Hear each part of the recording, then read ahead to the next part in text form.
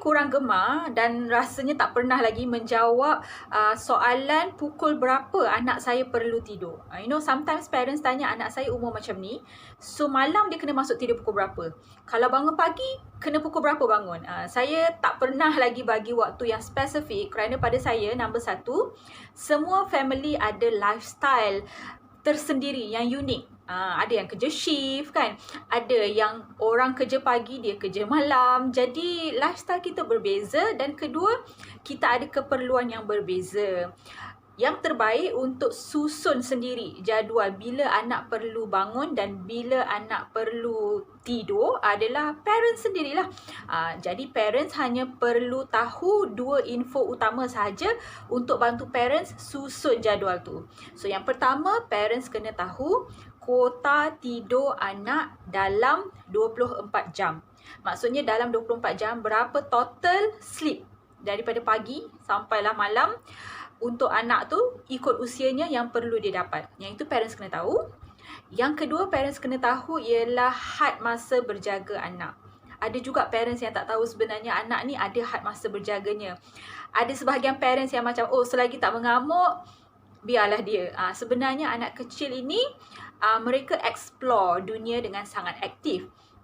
Jadi mereka sangat perlukan tidur yang kerap dan berulang kali kerana nombor satu, mereka perlu charge energi lah. Okay? Dan yang kedua, bukan charge energi saja, tidur adalah alam memproses input.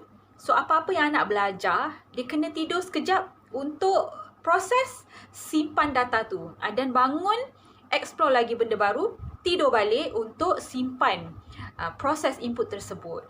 So, itulah tujuannya.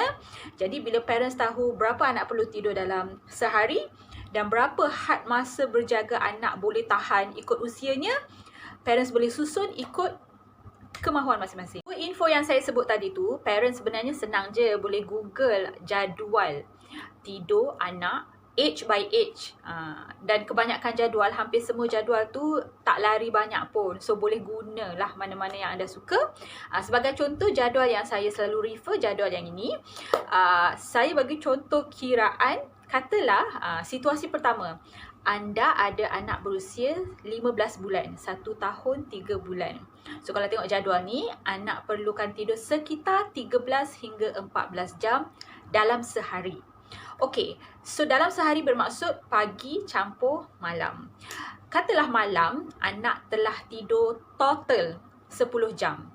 Malam ini kita kira daripada 7 malam, 7 petang, maghrib tu, sampai 7 pagi esok lah. Itu ikut standard. Kalau anda punya malam adalah siang orang lain, mungkin anda kerja shift, malam kerja, siang kena tidur. Jadi anda terbalikkan saja. Okay? Alright. So, katalah anak anda tidur 10 jam. Of course, in between boleh bangun, menyusu, tukar pampers, tidak ada masalah. Yang pentingnya, dia boleh tertidur balik dengan tanpa banyak masalah, dan totalnya adalah 10 jam.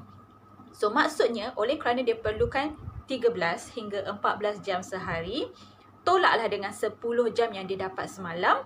Bermaksud tidur siang yang anak perlu dapatkan berbaki 3 atau 4 jam sahaja. 3 hingga 4 jam tidur siang yang anak perlu dapatkan ini, nak ambil macam mana? Boleh ke ambil sekaligus habis 3-4 jam? Selalunya susahlah kalau nak ambil terus 3-4 jam. Kecuali kalau anak anda itu perlukan tidur siang cuma 2 atau 3 jam je. Maksudnya malam semalam dia dah tidur 11 jam. Jadi adalah chance besar dia nak tidur tu sekaligus dapat 2 jam atau 2 jam setengah. Kira dah cukup lah. Kerana dia hanya perlukan 2 hingga 3 jam. So kalau sekali tidur dapat 2 jam, 2 jam setengah, maksudnya dia dah settle dengan satu tidur.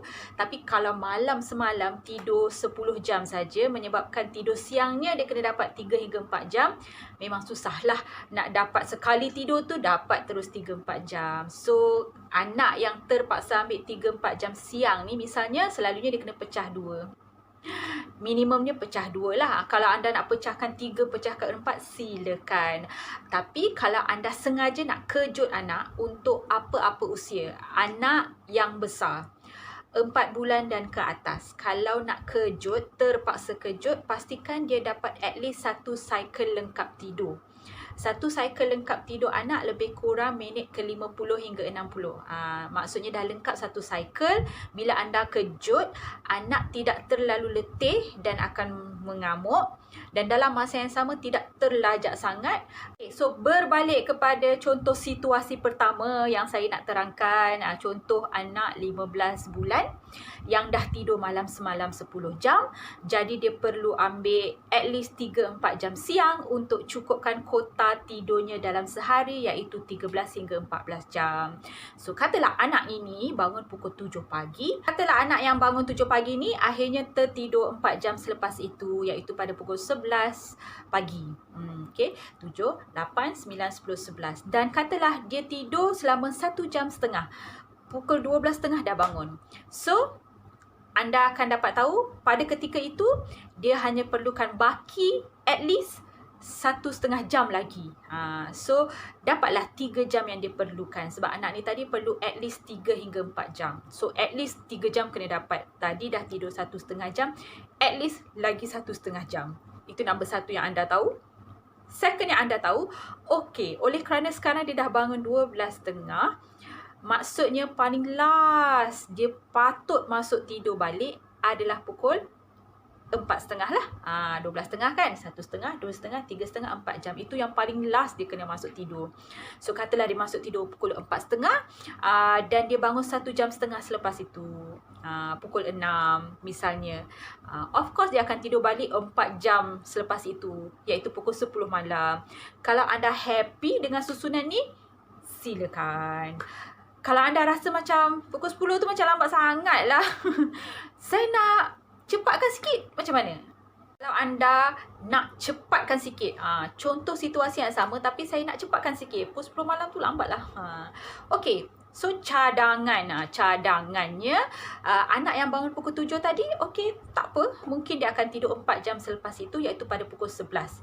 So antara yang mak boleh buat adalah limitkan dia punya tidur itu kepada at least 1 jam. Kerana 1 jam ni adalah satu cycle yang saya bagi tahu tadi. 50 hingga 60 minit dapat satu cycle. So tak pendek sangat dan tak terlajak sangat. So anda kejutlah selepas 1 jam.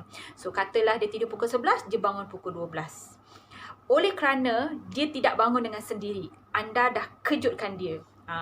So kita dapat faham bahawa dia akan minta tidur balik mesti sebelum 4 jam punya. Okey, sebab tadi kita dah terpaksa kejut dia. So dia bangun pukul 12. Kalau sepatutnya dia boleh pergi sampai pukul 4, tapi kerana tadi telah dikejut, so mungkin dia minta tidur balik pukul 3, 3.30, awal sikit lah. Okey, ini pun anda boleh hadkan 1 jam je misalnya. So kalau dia tertidur 3.30, 4.30 kejut. Okey. So dia dapat 2 jam. So 4.30 tadi, maksimum 4 jam selepas itu yang dia kena tidur balik kan. 4.30, so 5.30, 6.30, 7.30, 8.30. Tapi oleh kerana dia telah dikejut, hari ni dia asyik kena kejut je 1 jam kena kejut. Maksudnya kita dapat faham ada high chance sebelum 8.30 dia mesti akan minta tidur balik. Katalah dia tertidur pukul 7.30 malam. Oleh kerana total tidur siangnya hanya dapat 2 jam je. 1 jam mak dah kejut, 1 jam lagi mak dah kejut. Dan dia ini anak yang sama perlukan 13 hingga 14 jam. Kita tolak sajalah kota 13 hingga 14 jam sehari dengan 2 jam tidur siang yang dia dah dapat. Maksudnya tidur malam yang dia perlu ambil adalah sekitar 11 hingga 12 jam. So maksudnya ada chance yang besar bukan sahaja anak anda tidur awal 7.30, dan dia juga akan tidurlah sampai esok pagi 7.30 kalau dapat 12 jam. Ataupun mungkin dia nak ambil 11 jam je untuk cukupkan kotanya, dan dia akan bangunlah pukul 6.30, pukul 7 pagi. So nampak tak? Anak yang sama, tapi susunan itu anda boleh pelbagaikan ikut kemahuan anda.